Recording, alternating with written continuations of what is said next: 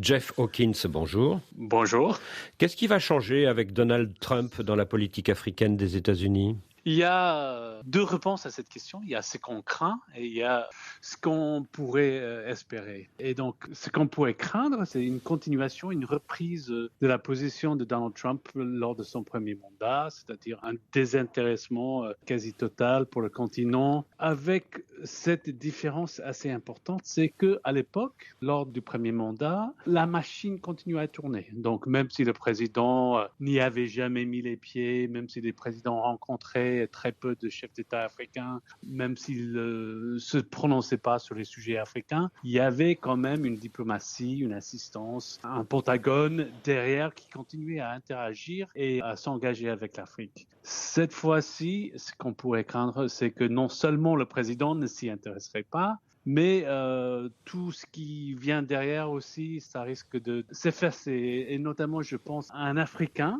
très influent à Washington en ce moment, en l'occurrence Elon Musk, qui est chargé de couper les budgets de façon dramatique. Je pourrais très bien envisager, par exemple, une coupe importante de l'assistance américaine vis-à-vis de l'Afrique et même un retrait des forces américaines sur le continent. Il en reste quand même 2000 au moment où on parle. Donc, ça, c'est à craindre. Sinon, à espérer peut-être que dans le contexte d'une nouvelle guerre froide avec la Chine, il va s'intéresser plus au continent que la dernière fois. Peut-être que les matières premières stratégiques, le pétrole, pourraient l'intéresser et au moins l'inciter à faire un peu attention à l'Afrique. Donald Trump se veut nationaliste, il cultive le mythe de l'homme fort. Est-ce que cela peut séduire une partie de l'opinion africaine ? Je pense que c'est surtout les dirigeants africains que ça pourrait intéresser. Et effectivement, si on est un peu moins strident dans nos reproches qu'on fait à des régimes en Afrique peut-être moins démocratiques, ça aiderait dans nos relations avec certains États. Mais sinon, avec le peuple africain qui a, je pense, soif pour la démocratie, c'est pas forcément une bonne chose. En 2009, on se souvient de la petite phrase de Barack Obama à Accra, l'Afrique n'a pas besoin d'hommes forts mais d'institutions fortes. Est-ce que Donald Trump, c'est l'exact contraire de Barack Obama ?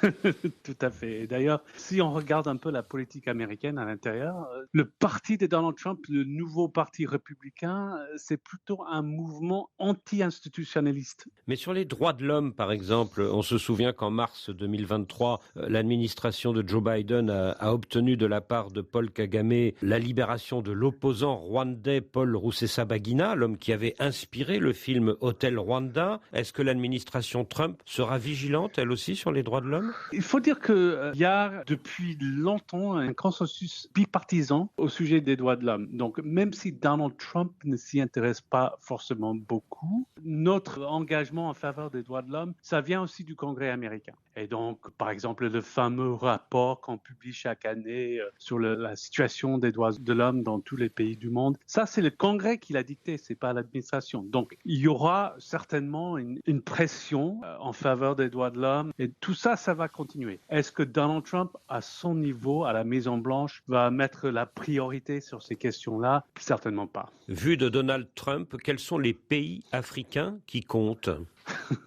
Ça, c'est une très bonne question. Je pense que déjà, on pourrait dire que les pays pétroliers, le Nigeria, l'Angola, ça pourrait l'intéresser. Le Congo, avec ses minéraux, le coltan, le cobalt et tout ça. Sinon, peut-être les pays où les Chinois sont particulièrement implantés ou les pays où les Chinois risqueraient de s'implanter militairement. Donc, à un certain moment, et ça, c'était pendant l'administration Biden, mais on avait parlé d'une base possible, une base chinoise en Guinée équatoriale, par exemple, et on a vu tout de suite l'administration s'activer autour de cette question. Donc, les pays qui pourraient avoir des relations privilégiées avec la Chine, ça aussi, ça pourrait attirer l'attention de Donald Trump. Donc, après la visite de Joe Biden en Angola le mois dernier, vous pensez que Donald Trump poursuivra la même politique ? Certainement, comme c'est un grand producteur pétrolier, c'est un pays aussi qui a longtemps eu des relations économiques économique très étroite avec la Chine. Je pense que l'Angola cherche à élargir ses relations et ça, c'est une occasion à saisir. Je pense que l'Angola aura un intérêt certain pour l'administration Trump. Vous avez parlé du Congo-Kinshasa. L'administration Biden a été assez prudente ces derniers temps dans le conflit dans l'est de ce pays. Elle ne semble pas avoir exercé de pression particulière sur le Rwanda afin qu'il cesse son aide militaire aux rebelles du M23. Qu'en sera-t-il, à votre avis, avec la nouvelle administration ?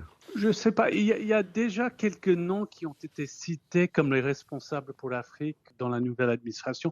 Pour l'instant, pas confirmés, mais qui sont là, dont M. Pham, qui y a été envoyé spécial sous Donald Trump la première fois pour les Grands Lacs. Et donc, si cette personne arrive au département d'État comme responsable pour l'Afrique, c'est quelqu'un qui connaît déjà les dossiers et pourrait peut-être s'impliquer un peu plus qu'on aurait prévu autrement. Monsieur Pham qui est francophone. Oui. Le Cameroun, par exemple, il y a 3 ans, sous l'administration Biden, 3 indépendantistes anglophones ont été arrêtés pour leur implication dans des violences dans l'ouest anglophone du Cameroun. Est-ce que vous pensez que la nouvelle administration américaine sera plus encline à écouter les revendications des séparatistes anglophones ? Franchement, j'ai du mal à voir l'administration Trump s'impliquer dans ce genre de conflit, surtout comme il n'y a pas d'intérêt économique, stratégique, militaire pour les États-Unis. Ça m'étonnerait. L'un des échecs de Joe Biden en Afrique, c'est le basculement du Niger dans le camp de la Russie et le départ des troupes américaines de Niamey et d'Agadez. Est-ce que Donald Trump pourrait tenter un comeback au Sahel ? Ça, c'est une question très intéressante, surtout étant donné un peu l'effondrement de la position française dans la région. Franchement, la collaboration dans le domaine de la sécurité entre la France et les États-Unis a été assez forte en Afrique. Donc, c'est non seulement le retrait des quelques 900 troupes américaines de Niamey et d'Agadez, mais c'est aussi le départ des Français au Mali, au Burkina Faso, au Niger et au Tchad. Et donc, effectivement, il y a une sorte de vide qui s'est fait, qui s'est créé, rempli notamment par les Russes. Et je pense que l'administration Trump serait tentée d'intervenir un peu plus, sachant que Trump, on peut dire ce qu'on veut, mais c'est pas un interventionniste. Hein. Il est très peu attiré par des conflits à l'étranger comme ça. Lors d'une interview à RFI il y a un an, le secrétaire d'État américain Anthony Blinken n'avait pas exclu l'installation d'une base militaire américaine en Côte d'Ivoire. Est-ce qu'un tel scénario est envisageable dans l'avenir ? Je suis absolument pas au courant des discussions qu'il pourrait y avoir. Ceci dit, ça m'étonnerait. Je pense que la Côte d'Ivoire, c'est pas pour remplacer les Français pour les Américains. Ça m'étonnerait. Ces 20 dernières années, on a remarqué qu'il y avait un partenariat stratégique entre les États-Unis et la France, notamment au Sahel et en Afrique de l'Ouest. Est-ce que ce partenariat c'est fini ou ça va reprendre ? La France a été, d'abord c'est un allié de l'OTAN, on est très proches l'un de l'autre et l'engagement militaire avec la France a été très important. Moi par exemple quand j'étais ambassadeur en Centrafrique, il y avait l'opération Sangaris, donc une opération française et il y avait un soutien logistique américain derrière. Ça c'était le cas dans de nombreux pays. Notre base au Niamey par exemple à Agadez, on coopérait beaucoup avec les Français et les opérations françaises dans tout le Sahel. Donc cette coopération, je pense que nous, on est preneurs en général. Je ne parle pas forcément pour l'administration Trump, mais en termes global, on cherche à travailler avec les Français. Mais si les Français deviennent invisibles sur le continent, bon, on devrait peut-être chercher d'autres partenaires. Ceci dit, AFRICOM, sa mission principale, c'est s'engager avec les Africains eux-mêmes. Est-ce que Wagner est un épouvantail aussi bien pour M. Trump que pour M. Biden ?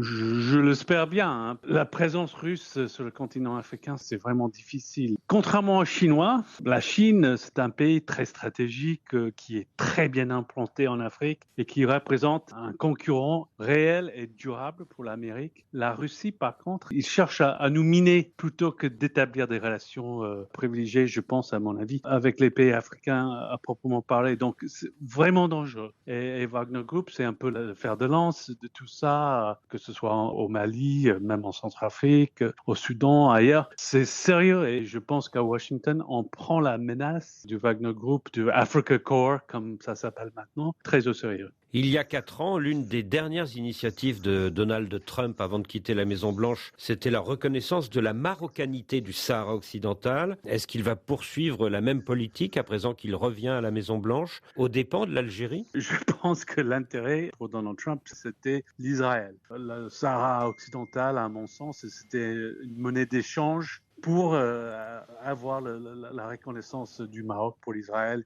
Et donc, est-ce que l'administration Trump va approfondir cet engagement dans ce sens? Ça m'étonnerait parce qu'ils ont déjà eu ce qu'ils cherchaient à avoir. Ils poursuivront la même politique sans plus. Oui, je dirais oui. Et pensez-vous que, comme Joe Biden en décembre 2022, Donald Trump organisera un jour un sommet États-Unis-Afrique à Washington ou ailleurs? Cela m'étonnerait. Donald Trump pouvait certainement le faire la dernière fois, il l'a pas fait. Ces genres de sommets, ça prend du temps, ça prend beaucoup d'énergie pour organiser et il faut surtout avoir l'implication du président et je pense que Donald Trump considère qu'il a d'autres chats à fouetter que de passer énormément de temps avec ses collègues africains. Jeff Hawkins, je vous remercie. Merci beaucoup.